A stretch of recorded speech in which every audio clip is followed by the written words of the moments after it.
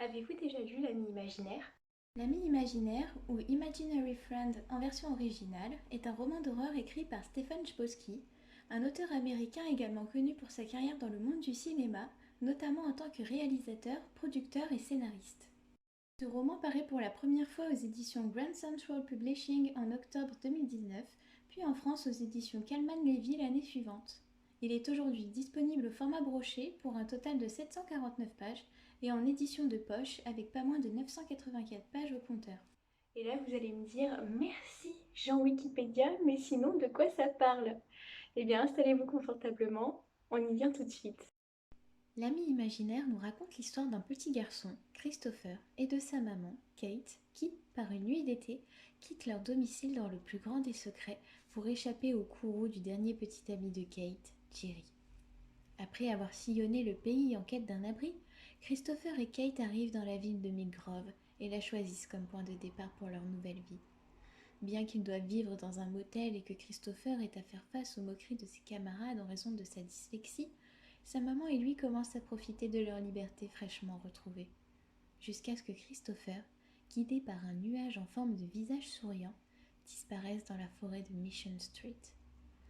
Après 6 jours de recherche infructueuse, Marie-Catherine, une adolescente du coin, roule à tombeau ouvert pour rentrer avant l'heure du couvre-feu imposé par ses parents, manquant de peu de renverser le petit garçon désorienté qui, au beau milieu de la nuit, s'extrait soudain des forêts.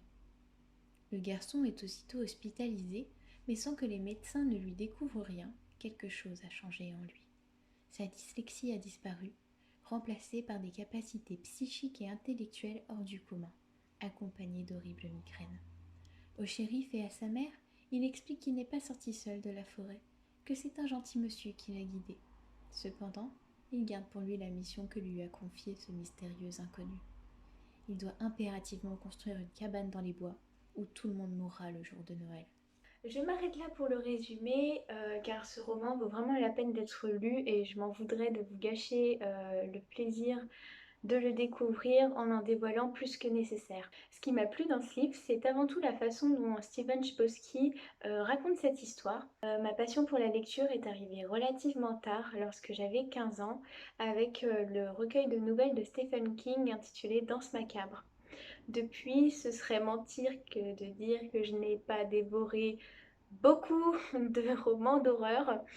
Euh, et plus on s'accoutume à quelque chose, plus il est difficile de se laisser surprendre. L'ami imaginaire m'a vraiment marqué parce qu'il est écrit comme un conte, en se positionnant la majeure partie du temps du point de vue de Christopher, qui n'a que 7 ans.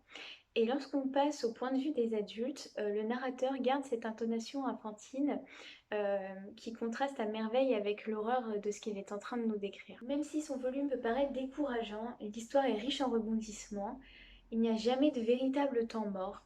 De plus, tout fait sens à un moment ou à un autre, ce qui nous incite vraiment à rester constamment les sens en alerte.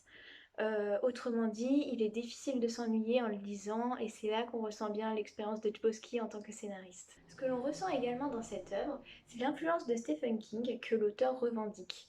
En reprenant un thème qui est cher au cœur du maître de l'horreur, l'enfance, Chbosky se l'approprie pour en faire quelque chose d'inédit et de sensationnel. Il réinvente également des mythes sur lesquels je ne peux m'étendre ici sans vous spoiler, mais qui, pour ma part, m'ont agréablement surprise. En somme, si je tenais à partager avec vous cette découverte littéraire qui a marqué mon année 2021, c'est parce que l'ami imaginaire n'a pas été pour moi qu'une simple lecture. Ça a été une expérience, une exploration du monde des cauchemars à travers les yeux d'un enfant tout ce qu'il y a de plus innocent et qui n'a pour seul but que de sauver sa maman.